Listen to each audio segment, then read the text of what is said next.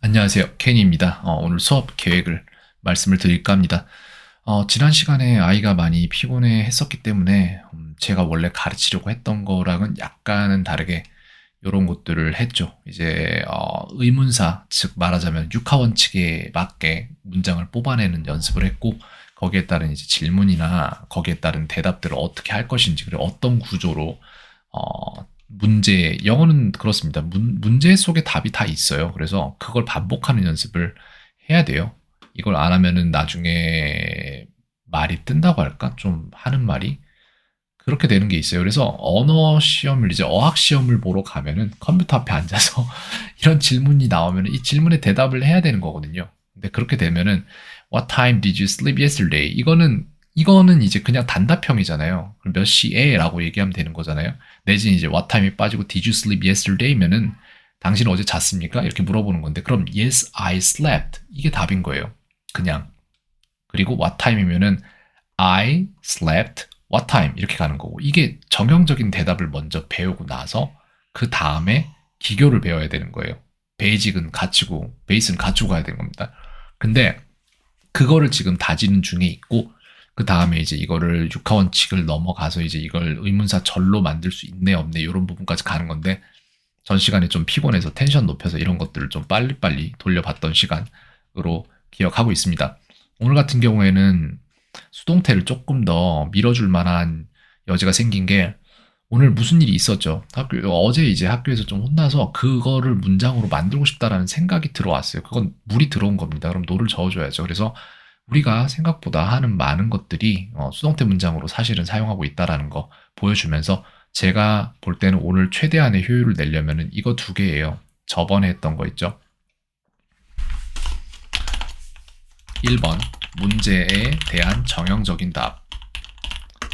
이것에 대한 훈련이 필요한데, 여기에서 이제 하나는 그냥 보통 yes or no question 이고, 둘은 5W1H question 이거예요. 그 다음에 우리가 2번으로 가야 될 것은 뭐냐면은 이게 이제 수동태예요. 그래서 수동태에 대한 것들을 조금 더 문장을 함께 만들어 보는 시간을 갖도록 하겠습니다.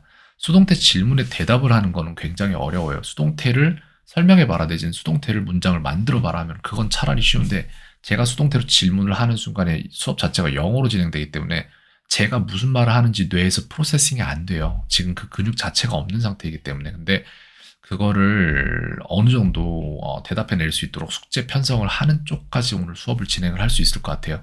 근데 약간 이런 문제가 있어요. 걱정되는 게 뭐냐면은, 제가 맡았던 많은 아이들에게 동일하게 발생하는 것들인데, 제가 어머니들이 영어에 대한 걱정을 많이 하세요. 저를 수소문에서 찾아오시고 그런 다음에 저한테 수업을 맡겨주시고, 아이가 분명히 표현을 해요. 된다, 된다, 신기하다. 이게 왜 되지? 나, 엄마, 나 잘 돼. 막 이런 식으로 하니까 어머니들이, 아, 이제 영어에 대해서는 안심을 해도 되는구나 하고 안도를 하세요. 그 다음에 행동이 하나같이 다 똑같은데,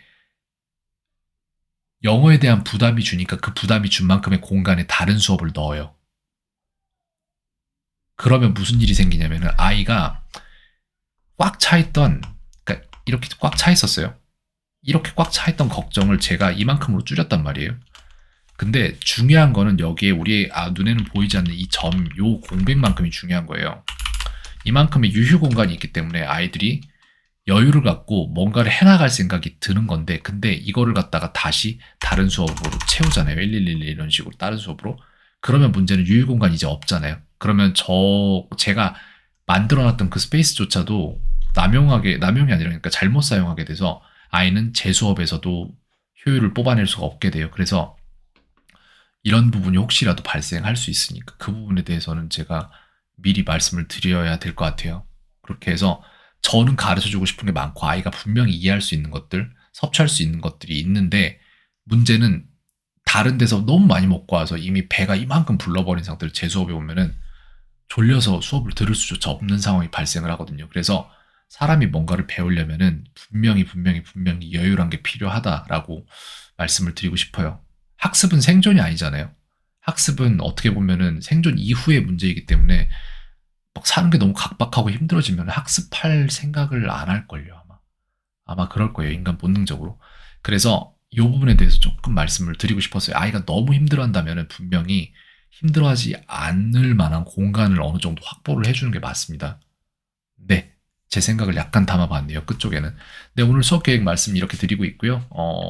네. 뭐 그렇게 진행하겠습니다. 켄이었습니다. 오늘 하루도 평온하세요.